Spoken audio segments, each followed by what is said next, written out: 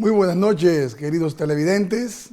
Bienvenidos a su programa Opinión Compartida con Gilberto Acevedo.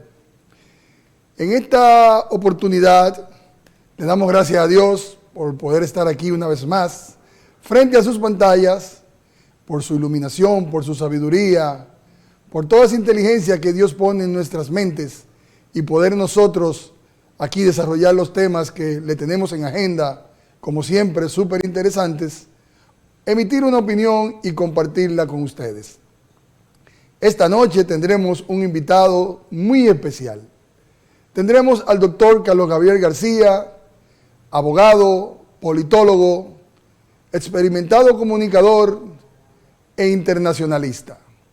Nos daremos el gusto de poderle hacer las preguntas que hemos formulado para él y queremos disfrutar del placer de que él nos las conteste con toda la sabiduría que lo caracteriza. En la introducción del programa me gustaría desarrollar un tema que, remontándonos a los reinados de nuestra historia, cuando todo dependía del rey, el rey contaba con una monarquía, virreyes, princesas, príncipes,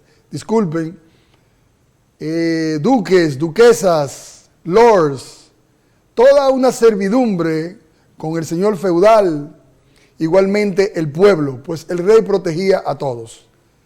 Esa pirámide social de la época, igualmente que la pirámide militar, donde existía la seguridad del rey, la seguridad de toda la monarquía, la seguridad del señor feudal, la seguridad del pueblo. En toda esa ciudad amurallada, como antes se desarrollaban los pueblos, para que el rey le suministrara y le supliera todas sus necesidades. Las pirámides sociales siempre han existido. Con ese ejemplo, quiero llegar hasta nuestros tiempos y decirle que nuestras clases sociales, nuestros grupos sociales, están divididos en la clase alta, clase media y clase baja. La clase alta es de quienes poseen los capitales, del proletariado, de los ricos, dueños de los capitales y producidores y que producen riquezas. La clase media es el motor de la economía, la más pujante, normalmente profesionales, técnicos, especializados, que pueden mantener una empresa a flote y llevarla hasta los objetivos que se tracen las instituciones. La clase baja, que siempre ha existido, la más necesitada, es a la que siempre tendremos que suplirle lo que necesita para que puedan tener algún tipo de satisfacción y se puedan seguir desarrollando. El ejemplo que estoy poniendo es para analizar tres tópicos de nuestra vida actual: la economía, la seguridad y la pulcritud ligado a la justicia. Estos temas que estamos analizando de una forma, digamos, simple, sin muchos datos numéricos y un poco de historia, es lo que nos va a permitir entender qué debemos hacer para que nuestro pueblo alcance mayor satisfacción por los gobiernos que hoy en día los dirigen y que sus necesidades se satisfagan según sus expectativas. Nosotros, mirando lo que es la clase alta, que genera empleo, genera riquezas, el que es rico en un país es rico en cualquier país, es una clase sumamente importante. Nosotros necesitamos satisfacer sus necesidades, casi siempre insatisfechas, pero son sus necesidades psicológicas o reales y hay que respetarlas. La clase media, una clase pujante, es la conexión entre la clase alta y la clase baja, siempre tiene iniciativas, es creativa, es emprendedora y necesita todo el tiempo tener la expectativa de que su vida puede seguir mejorando. La clase media hoy en día se divide en una clase baja, una clase media baja, una clase media y una clase media alta. Igual podemos denominar los más necesitados que van saliendo de la pobreza y se van convirtiendo en clase media, pero necesitan ciertas garantías que le permitan mantenerse ahí por mucho tiempo y seguir escalando. Evidentemente que la clase media es la que más forzada va, pues hoy en día la economía no le ayuda, todos los artículos de primera necesidad están en alza. No necesariamente culpa del gobierno actual, sino de la situación mundial por la que estamos atravesando. Tomando en cuenta una pandemia que cambió el panorama mundial en todos los sentidos de la palabra, luego una epidemia, una pandemia que nos cambió el estilo de vida en su totalidad, pues ahí vienen los remanentes de lo que podría ser la razón principal por la cual hoy en día tenemos la inflación que tenemos y nos estamos quejando de la situación individual cada quien y también grupal. Con un simple análisis quisiéramos dejar sobre la mesa la posibilidad de que nuestras autoridades tomen en cuenta nuestra opinión para que propongan políticas públicas en beneficio de todos. De la misma forma que los grandes capitales tienen garantías para que sus riquezas se mantengan y sigan creciendo, de esa misma forma los más necesitados también necesitan tener garantías para que les siga llegando el suministro de todos sus abastecimientos que le permitan dignamente vivir en un país como el nuestro. Igual que tener oportunidades de empleo como cada persona lo merece, no importa su estrato social. La clase media, la más golpeada, como le acababa de decir, pues esa es la que más atenciones debemos ponerle. Le pedimos encarecidamente que lo tomen en cuenta y que le den seguimiento a la conducta económica, al comportamiento de la economía, el comportamiento de una economía que cada día se está complicando mucho más, y que busquemos alternativas que le permita a esa clase media seguir teniendo la inspiración de seguir creando ideas, de seguir desarrollando proyectos y que esas iniciativas no se desmayen. Con esta introducción vamos a hacer una pausa para volver en breve con nuestro invitado de la noche de hoy.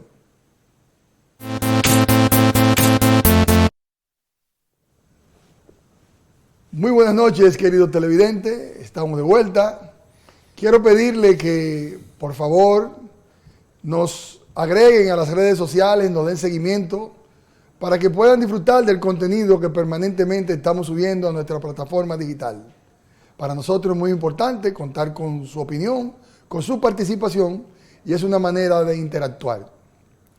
Como le había dicho, esta noche tenemos un invitado muy especial, una persona a la que admiro personalmente, a quien le brindo un respeto desde hace mucho tiempo, y a quien me gustaría hacerle unas cuantas preguntas, como la gran oportunidad que tengo el día de hoy, para que todos ustedes, al igual que yo, conozcamos un poquito más de su persona.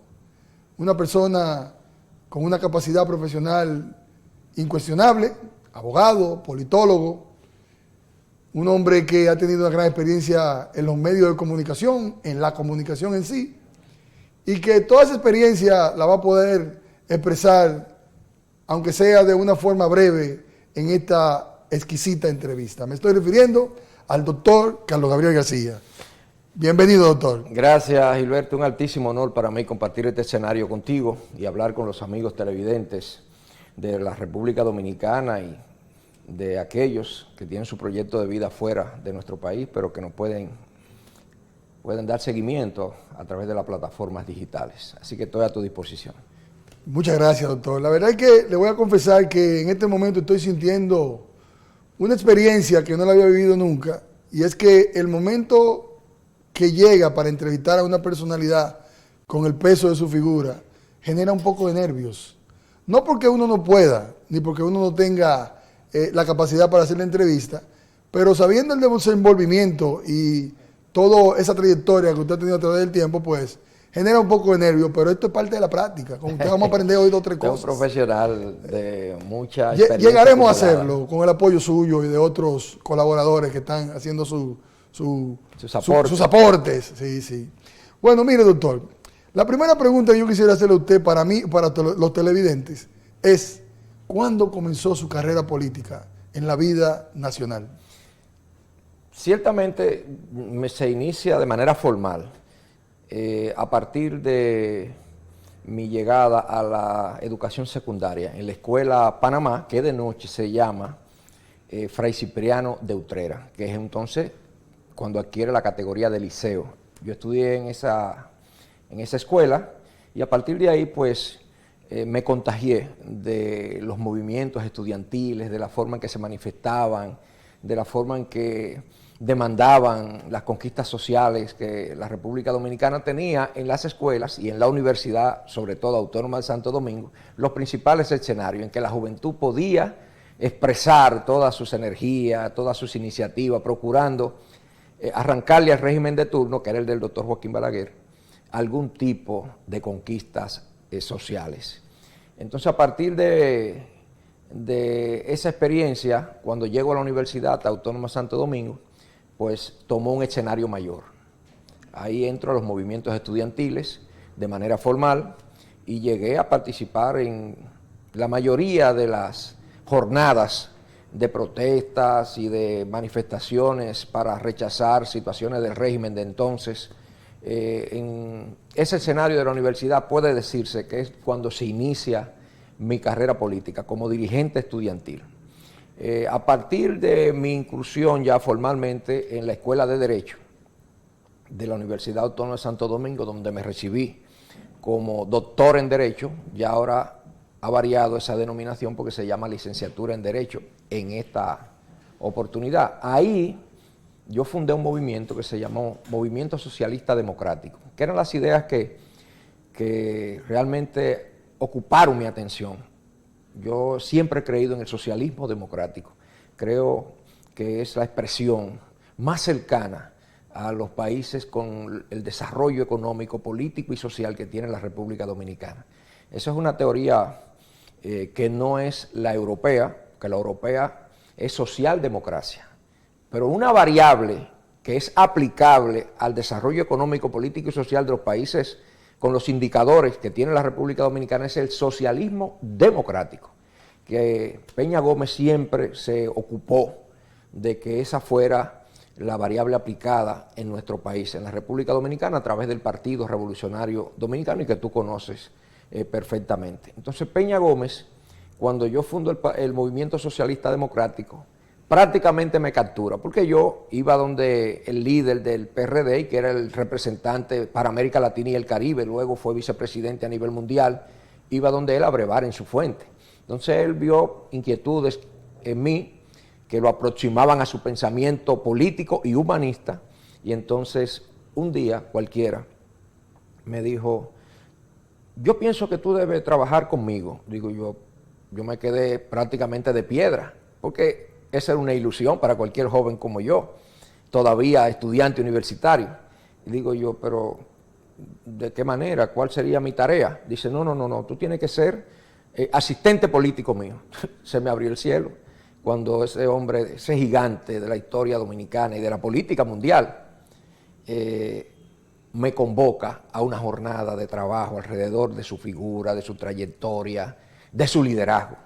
Y Gilberto, a partir de ahí, duré una década a su lado como asistente político en la República Dominicana. Interesante, doctor, muy interesante.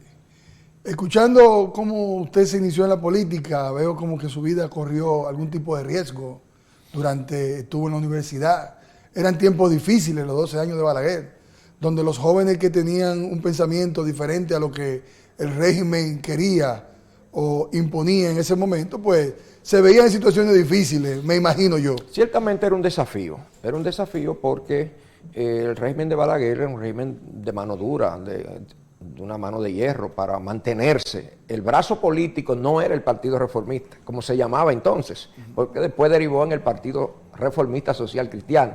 Pero el Partido Reformista no era el brazo político del doctor Balaguer, era la Policía Nacional.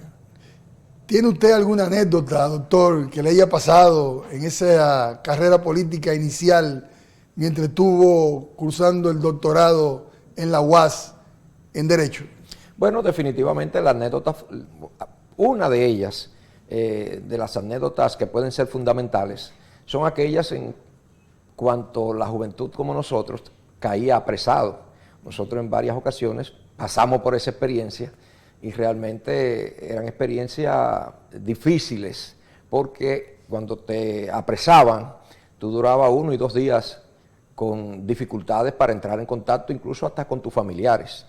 Y en una ocasión pasó precisamente eso y tú temes por tu vida, porque ahora en un régimen social y de derecho, donde se respetan los derechos humanos, la Policía Nacional no puede actuar de esa manera. Te apresan y en las 48 horas tiene que procesar tu caso, judicializarlo, porque de lo contrario, un abogado, un familiar, cualquiera puede incoar un proceso de habeas corpus y tiene que liberarte. En este caso no, en este caso, Gilberto, eran momentos en que tú podías desaparecer sin dejar huellas y podías perder la vida y sin tus familiares saber dónde encontrar ni siquiera los restos mortales tuyos. Era una realidad, esa era una época difícil, un clima muy hostil para la juventud dominicana. La verdad es que para mí los jóvenes que se desarrollaron en esa época son héroes hoy en día. Porque hoy en día es fácil hacer política. Hoy en día los jóvenes tienen la facilidad de andar en dos jipetas, andan con chofer, tienen armas, tienen dinero, tienen facilidades. En aquel tiempo los dirigentes políticos salían y no se sabía si iban a volver. El confort que existe hoy no prevalecía en aquel tiempo. Me tocó usted el tema de que tuvo la oportunidad de ser asistente de José Francisco Peña Gómez. Y creo que eso es un privilegio. Dígame qué usted sentía entrando a esa biblioteca exquisita de Peña Gómez, con todos esos escritores, todas esas obras literarias, de donde se adquiría la sabiduría en aquel tiempo, porque no existía el internet. Había que leer para adquirir sabiduría. Bueno, Gilberto, el doctor Peña Gómez fue una escuela para mi generación, una escuela política. No solamente desde el punto de vista de las teorías que él exponía con una sapiencia y una inteligencia enciclopédica, no, sino por su conducta, por la autenticidad de aquel hombre, que no tenía poses, era un hombre auténtico, era un hombre que cuando te daba una palabra, la palabra empeñada, tú podías irte tranquilo, que te habló José Francisco Peña Gómez, y esa palabra no rodaba por el suelo. Era un hombre distinto a otros que creen que la política es como el arte de falsificar la verdad y de procurar un objetivo con aquella vieja teoría de Maquiavelo, el fin justifica los medios. No, Peña Gómez era un hombre auténtico y era un hombre con una visión de la política distinta a la que prevalece hoy. Entonces, en ese sentido, Gilberto, yo te digo lo siguiente: de Peña Gómez se conoce aquí solamente su liderazgo popular, pero el liderazgo universal, y lo digo con toda la posibilidad de que se entienda lo que significa universal, es que de Peña Gómez hay que saber que fue el dominicano con mejores relaciones internacionales. Y de aquí se conocen los eventos, los foros, pero Peña Gómez fue un hombre con relaciones directas, personales, con el liderazgo de su época. Un François Mitterrand en el Palacio del Elíseo le cogía los teléfonos y cuando iba allá, no era en su despacho que lo esperaba en la alfombra roja del palacio. Un Helmut Schmidt, que era el hombre de la época en Alemania, eran gente que le rendía pleitesía al doctor Peña Gómez. Pero fíjate que él fue el secretario general del capítulo latinoamericano del Internacional Socialista cuando se expandió para América Latina y el Caribe. Y Michael Manley, que era el primer ministro de Jamaica, asumió la presidencia. Y poco tiempo después tuvo que entregarle a Peña Gómez la presidencia del capítulo latinoamericano, porque el liderazgo mundial prácticamente vio en Peña Gómez el hombre que tenía las condiciones para lograr promover en América Latina y el Caribe con mayor lucidez esas teorías que eran europeizantes, no tenían presencia en América Latina. Entonces, yo me puedo asegurar que no solamente fue un privilegio para Carlos Gabriel, sino mi generación vio en Peña Gómez el político ideal. Era el que queríamos emular todos, el que queríamos ver. Todo eso se ha perdido, Gilberto. Cuando un PRDI, la última experiencia que yo vi a Peña Gómez yendo al interior del país, cuando ya fue tocado por el cáncer y fue operado, fue un día que me dijo: Carlos Gabriel, vamos a llegar allí. Tú recuerdas que él tenía un carro blindado que los mexicanos le habían dado para proteger su vida. Y cogimos para Montecristi. Todavía están vivos los familiares de Félix Cabreja. Cuando muere Félix Cabreja, casi él con un pie en la tumba y un pie en la vida, Gilberto, cogió para Montecristi a dar el pésame a la familia. Aquí pasa cualquier situación y ya nadie le importa mucho. Pero Peña, a esa familia que fue una de las familias PRDistas leales al PRD, iba y fue a darle el pésame a esa familia. Ese era el político que yo te puedo decir a ti, había en Peña Gómez. Doctor, me llena de orgullo escucharlo hablar de José Francisco Peña Gómez y de emoción. Yo soy testigo que he tenido la oportunidad de ir a recibir premios para José Francisco Peña Gómez alrededor del mundo. El último que recibí fue en los 20 años de Copal en México, organizada por el PRI y su presidente actual, Alejandro Moreno Cárdenas, un joven exquisito, comprometido, y ahí estuve yo presente. Pero de la misma manera, también he tenido la oportunidad de caminar por Europa con la Internacional Socialista. Y recuerdo aquella visita que hicieron Billy Brandt o Olof Palme a este país, figuras trascendentales de la política europea, que veían en Peña Gómez el gran líder, orador y conciliador que le permitía a ellos ponerse de acuerdo, siendo ellos originarios de grandes países. Me llena de orgullo escucharle hablar sobre eso y me identifico totalmente con usted. Pero le quiero hacer otra pregunta. Usted es un hombre de éxito, ha tenido grandes oportunidades en la vida. Fue diputado nacional, periodo 2010-2016, sí. 6 años. Exacto. Porque recuérdate que es una figura que surge como resultado de la nueva constitución proclamada el 26 de enero del año 2010. La constitución que surge cuando Leonel Fernández promueve aquellas consultas populares y sale un nuevo texto. Un texto muy bueno y muy actualizado. Y ahí es que surge esa figura del diputado nacional. 5 diputados nacionales que salen por acumulación de votos, no por voto directo de los electores en las circunscripciones electorales. Yo tuve el honor de representar en la boleta del PRD junto a Hugo Tolentino Dit, que fue el primer candidato, yo fui el segundo, tuve el honor de compartir esa experiencia, de ser de los primeros 5 diputados que tuvieron esa categoría, yo fui uno. Excelente, excelente. Me imagino que tuvo oportunidad de presentar algunos proyectos de leyes, me imagino que se quedó con el deseo de presentar otros. ¿Cuáles proyectos usted presentó que se pudieron llevar hasta términos finales y cuáles le quedaron pendientes durante su periodo de diputado? Gilberto, el gran orgullo mío como diputado fue promover y lograr la modificación del contrato de la Barrick Gold. Porque usted fue presidente de la comisión. Mira, ese fue un proyecto que yo sometí cuando vi aquella desigualdad para los intereses nacionales en el contrato.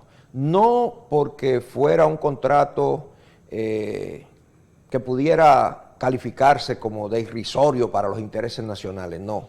Fue que cambiaron los tiempos. Desde el momento en que se firma, que lo firmó el doctor Leonel Fernández, del momento en que se firma a cuando ocurren acontecimientos nacionales e internacionales que cambiaron las reglas de juego. Ahí era injusto el contrato. Entonces yo me encargué de lograr que la República Dominicana alcanzara mejores condiciones en relación al oro de la Barrick Gold. Y yo hago ese hincapié porque algunos han querido utilizar eso como para enrostrárselo al doctor Leonel Fernández, de que entregó el oro. No, yo que fui el autor de esa pieza, puedo decir públicamente que fueron los momentos que cambiaron, no el que se haya sido complaciente con los intereses internacionales, en menoscabo de los intereses del país, no. Cambiaron las coyunturas y había necesariamente que lograr mejores condiciones para el país. En ese momento que yo como diputado nacional asumí esa bandera y dicen los que compartieron conmigo esa experiencia que fue la mejor iniciativa prácticamente de del periodo de los 6 años, del 2010 al 2016. Yo no voy a hablar por mí como diputado, pero te puedo decir que dice Abel Martínez, un amigo y hermano nuestro, dice Abel Martínez, que fue el presidente de la Cámara de Diputados esos 6 años, que yo fui su mejor diputado. Dice él. Lo felicito, muy bien. Yo he escuchado que usted hizo muy buena representación. Posteriormente, también debo decirte, porque son varios proyectos que tomaría prácticamente el programa, pero mira, aprobamos un proyecto de ley de mi oficina para regular la exportación ferrosa de la República Dominicana. Recuerda que había un momento en que China estaba con un hambre prácticamente de toda la parte metálica de América Latina, porque ellos tenían un proceso industrial en un proceso industrial que en crecimiento, se puede considerar en desarrollo. que en desarrollo. Y necesitaban todo ese material ferroso.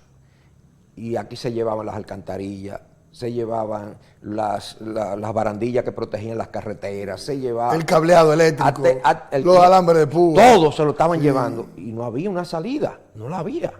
Y lo último que hicieron fue casi llevarse los cables del puente Duarte. Ahí en mi oficina se reúne y dice, ¿qué vamos a hacer? Y ese proyecto es un proyecto mío, de mi oficina. También tengo el honor, Gilberto, de haber introducido un proyecto de referéndum, que son las consultas populares mediante referéndum, que está consignado en la Constitución, pero se requiere de una legislación para su aplicación. Ese proyecto que llevó la Junta Central Electoral, otro proyecto que llevó el Poder Ejecutivo, se originan a partir del mío, cuando yo fui diputado. No se ha aprobado todavía, porque hay déficits en el Congreso Nacional con alrededor de 90 leyes con vocación constitucional que todavía no se han aprobado. Tenemos un déficit de una década de esas legislaciones con vocación constitucional para la aplicación de conquistas, vamos a decir así, democráticas como esa. Hay otro proyecto que yo sometí, preocupado por la democratización del pueblo dominicano, que es una que le permite a la población recoger firmas para tener iniciativa legislativa. Esa oportunidad tampoco se le ha dado al pueblo dominicano. Tú sabes que iniciativa legislativa tienen los senadores, tienen los diputados, tiene la Suprema Corte de Justicia en materia judicial, tiene la Junta Central Electoral en materia electoral y el Poder Ejecutivo. El pueblo, si quiere que un proyecto pueda ser conocido, no puede hacerlo. Excelente, doctor, excelente. Quisiste esta conversación con usted. Pero ahora me gustaría entrar en materia porque todo ese recuento de su trayectoria generando un interés en mi persona y también de los televidentes. Es bueno decirle a los jóvenes de dónde vienen los dirigentes, los líderes, las figuras que ellos ven en los medios, pero no conocen el sacrificio, el esfuerzo, la dedicación que hay que invertirle para llegar hasta ahí. Yo a los jóvenes les exhorto que se motiven y que hagan ese sacrificio por el país, por su gente y por ellos.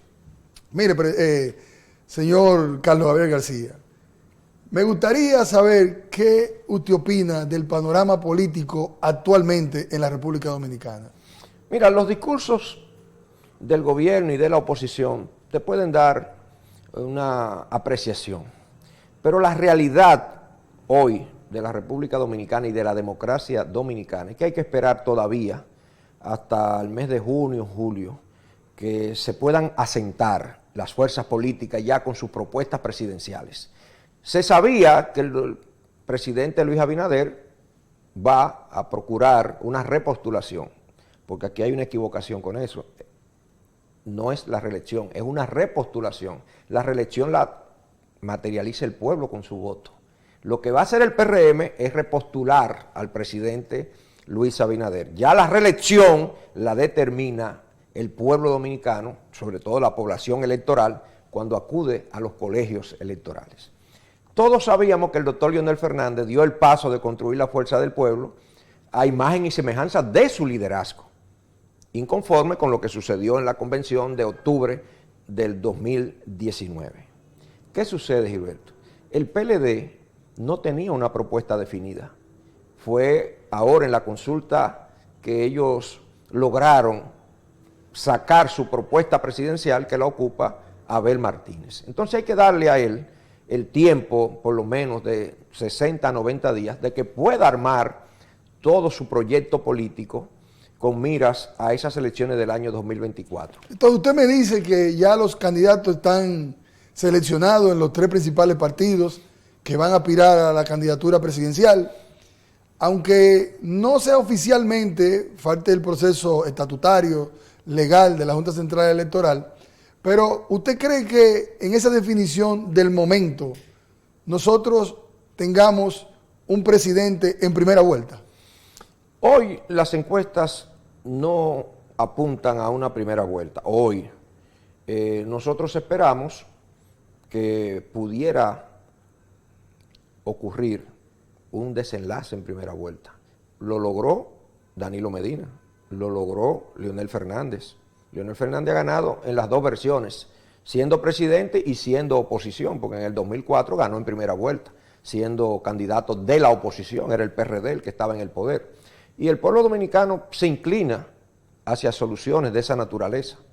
Pero no solamente puede ganar en primera vuelta a Luis Abinader, puede ganar en primera vuelta a uno de la oposición, como ocurrió en las elecciones del 2004. Gilberto, es impredecible el movimiento político y las simpatías electorales no se pueden anticipar con tanto tiempo. ¿Por qué? ¿Qué ocurrió cuando ejercía el poder Hipólito Mejía y existía el modelo de las elecciones de medio término? Recuerda que en el 2002 el PRD barrió totalmente 29 senadores, solamente en la capital el PLD obtuvo a José Tomás Pérez, pero el resto era del Partido Revolucionario Dominicano. Lo propio, tú debes recordar, ocurrió con la municipalidad que el PRD barrió y también en relación a los senadores y los diputados. Pero 24 meses después colapsaron los bancos, colapsó el sistema financiero. ¿Qué sucedió? Ganó la oposición en primera vuelta. Son acontecimientos que ocurren, que cambian el escenario. Entonces yo creo que hay que aproximarse más a la realidad de esa correlación de fuerza que ya se está dando. Abel está desarrollando su tarea, Leonel por su parte, y Luis está haciendo lo que tiene que hacer. Yo creo que donde tenemos que fijarnos nosotros es en que la capacidad de cometer errores se reduce a la mínima expresión. Si cualquiera de los candidatos pifia, sabe que va a pagar un precio por ello. Y entonces ahí sí debemos evaluar el comportamiento discursivo y de praxis de los candidatos, fundamentalmente de los partidos políticos. Doctor, la verdad que conversar con usted, uno debe tener una libretita y ir apuntando, porque los análisis y la forma que usted lo enfoca, esos análisis, pues le dan a uno otra perspectiva y hasta lo ponen a pensar un poquito más de lo normal. Exquisita conversación, pero tenemos que ir a una pequeña pausa. Regresamos en breve y le tengo una pregunta muy interesante para que usted nos la responda a nosotros aquí en el canal y también a nuestros televidentes. Con su permiso. Con mucho gusto.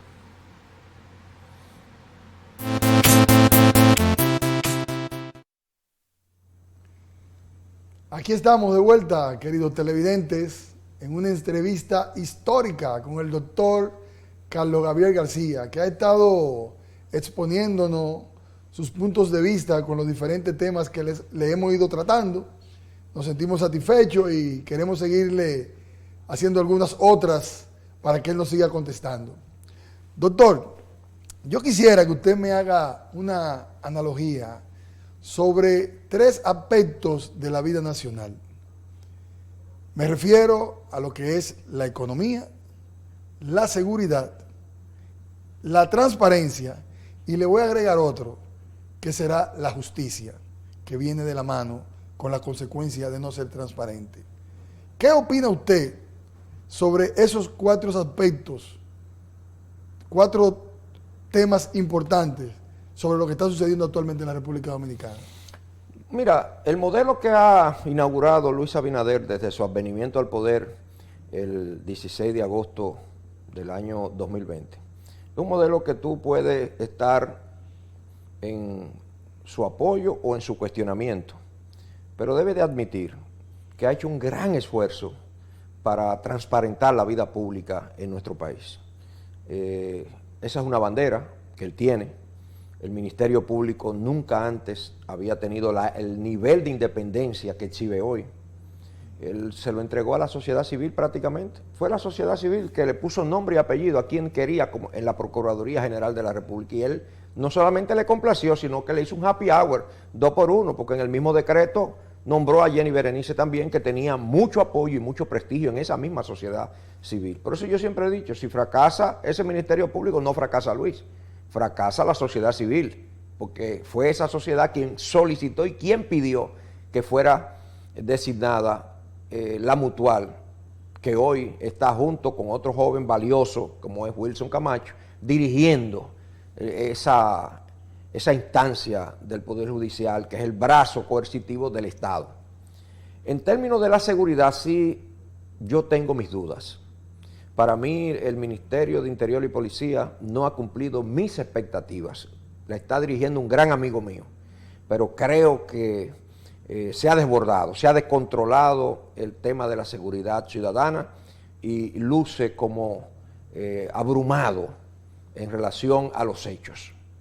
No lo veo actuando de conformidad con políticas públicas bien claras, bien definidas, en relación a recuperar las calles y devolvérselas a los ciudadanos y a las familias nobles y decentes de la República Dominicana.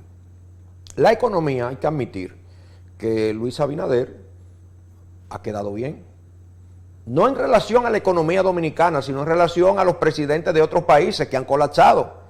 Mira, el país de la región que tiene los mismos indicadores, los mismos perfiles que la República Dominicana y siempre va a la vanguardia en cuanto al crecimiento en América Latina y el Caribe es Panamá. Y en Panamá, hace solo algunos meses, estaba al borde del colapso el sistema político y el gobierno de Nito Cortizo. Estaba colapsando porque las calles fueron tomadas por los sectores más vulnerables de la sociedad panameña, inconformes con sus políticas económicas. Ese crecimiento no se estaba traduciendo en una calidad de vida adecuada para los panameños.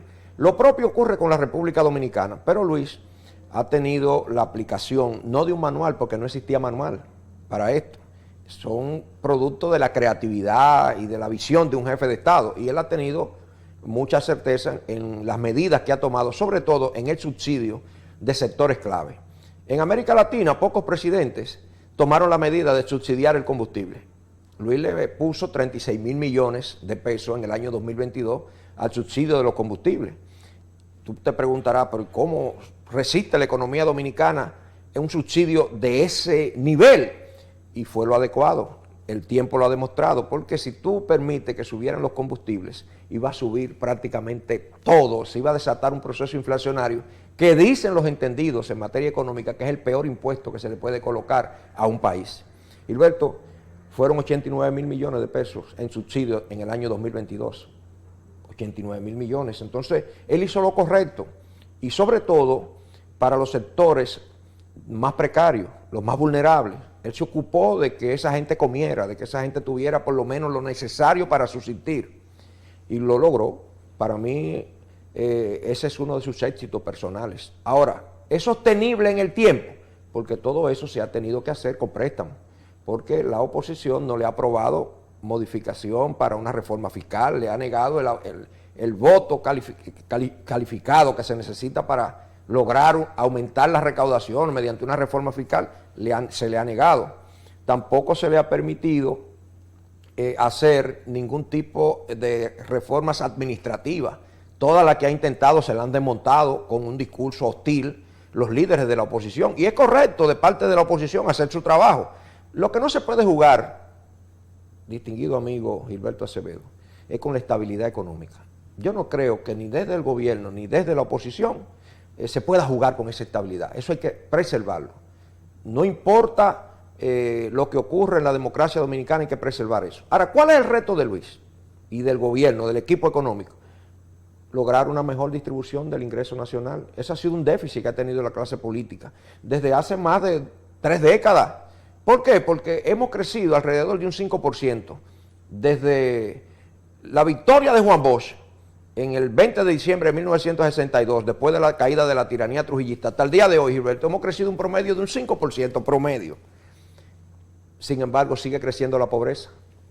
¿Qué explica? Que no se está haciendo una correcta distribución del ingreso nacional. Ese es un desafío que tiene Luis, y él puede lograr, por lo menos acercarnos a una meta en esa dirección, que los pobres, que los más necesitados tengan acceso a esa riqueza, que no se concentre en pocas manos, como ha sucedido hasta ahora. Me respondió exquisitamente, doctor, la parte de la economía, la parte de la operatividad del gobierno, pero dígame algo sobre transparencia y justicia. ¿Cómo es que le rinde tanto el dinero a este presidente? ¿Y qué está sucediendo en materia de justicia en sentido general?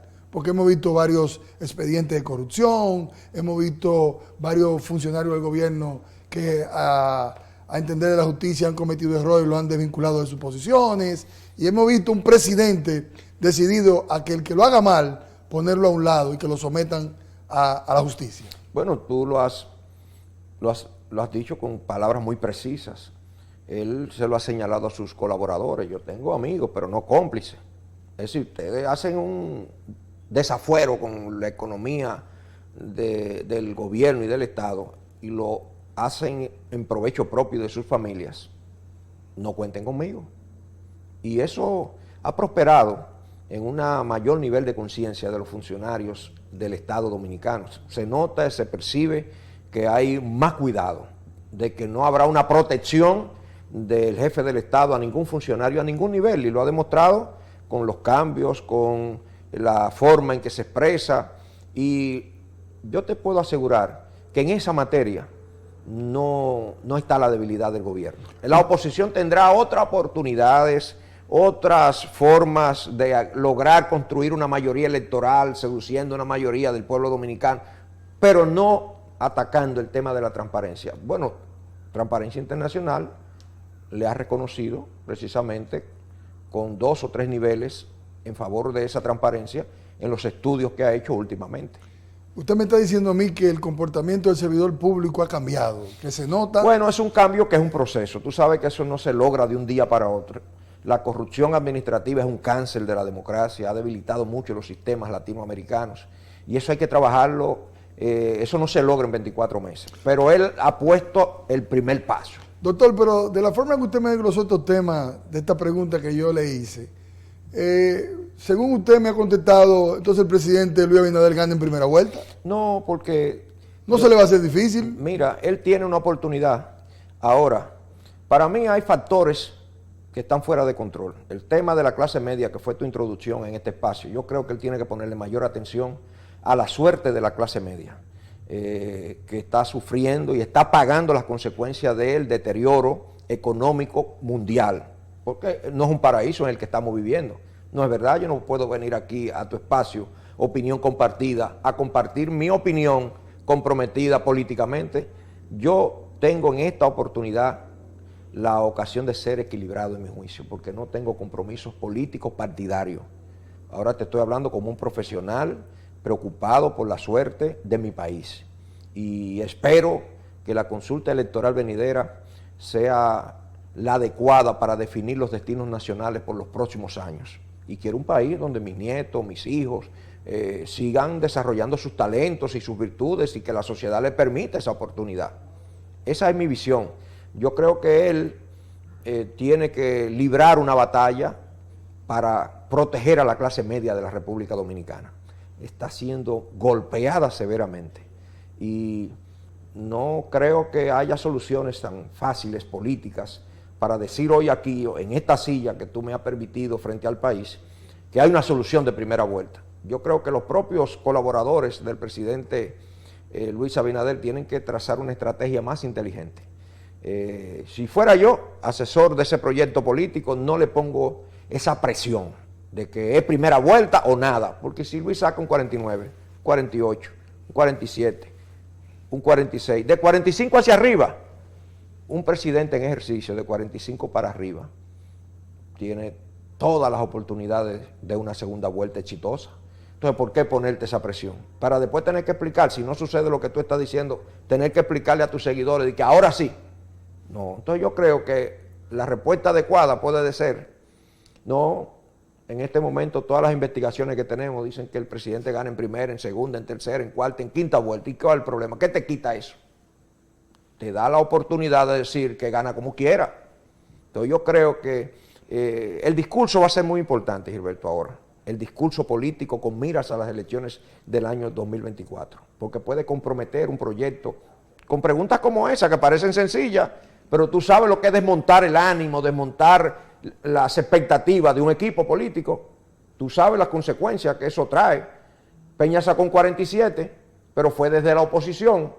Un 47, un presidente en ejercicio, es un escenario distinto. Hipólito ganó con un 49 y tuvo que ir a hablar con Balaguer y el PLD para que le reconocieran lo poquito que le faltaba. 0.14 faltó. Y evitar ese trauma de una segunda vuelta a este país. Al país. Entonces, esa es mi visión. Yo le voy a dar seguimiento paso por paso, voy a compartir en este y otros programas mis ideas sobre el tema político electoral de la República Dominicana, y el pueblo debe estar atento a todo lo que ocurra de aquí en adelante. Ya la campaña está abierta. De hecho, no de derecho, pero está abierta.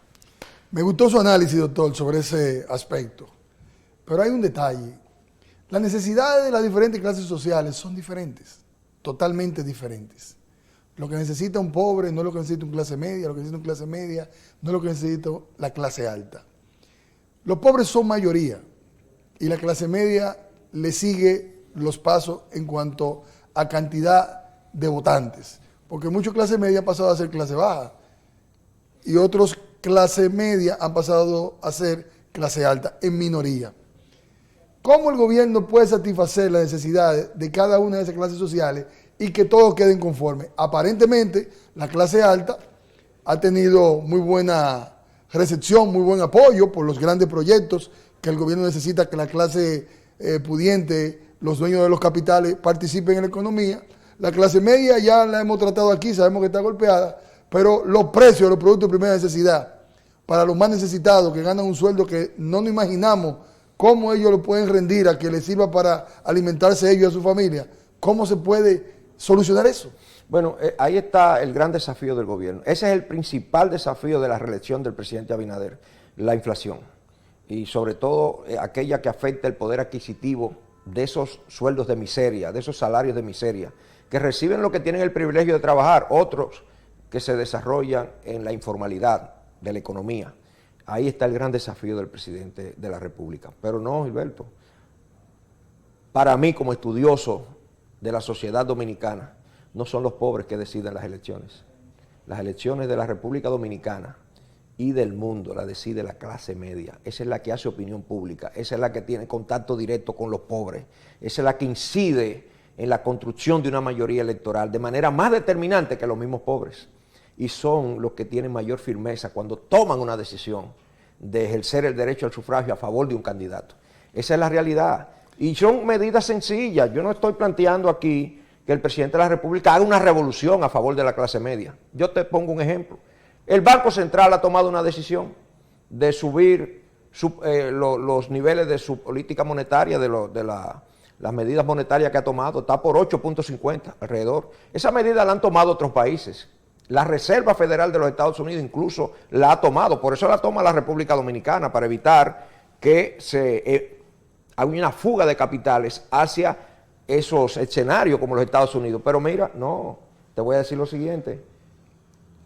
Tú quizás no tienes préstamo bancario como tiene toda la clase media. En estos momentos no, gracias a Dios. Pero te voy a dar este dato. Pero fue un plan que yo hice. Pero le están cobrando, de no deber le dinero están subiendo las tiempos. cuotas, todos los que tienen préstamo de hace 5 y 6 años. No se puede evitar eso. No puede el gobierno decir, no, espérate, esa subida de la política monetaria, de los indicadores, es para evitar que haya mucho dinero en la calle y que pueda haber un recalentamiento de la economía. ¿En qué tiene que ver un préstamo del 2018, del 2017, que haya tomado un clase media? Son medidas simples. Estoy de acuerdo con usted, doctor, en muchos de sus análisis, de sus posiciones. Me encantó conversar con usted. Pero lamentablemente el tiempo se nos agotó. Lo único que quisiera dejar abierta es la posibilidad de poderlo volver a invitar. En algún momento que tengamos otros temas que preguntarle, respuestas que nos permitan abrir nuestra mente y tener mejor lucidez para tomar decisiones. Señores, espero también que a ustedes les haya gustado esta exquisita entrevista con el doctor Carlos Gabriel García. Y gracias por acompañarnos. Mañana será otro día. Opinión compartida. Canal 62 Metrovisión. Buenas noches.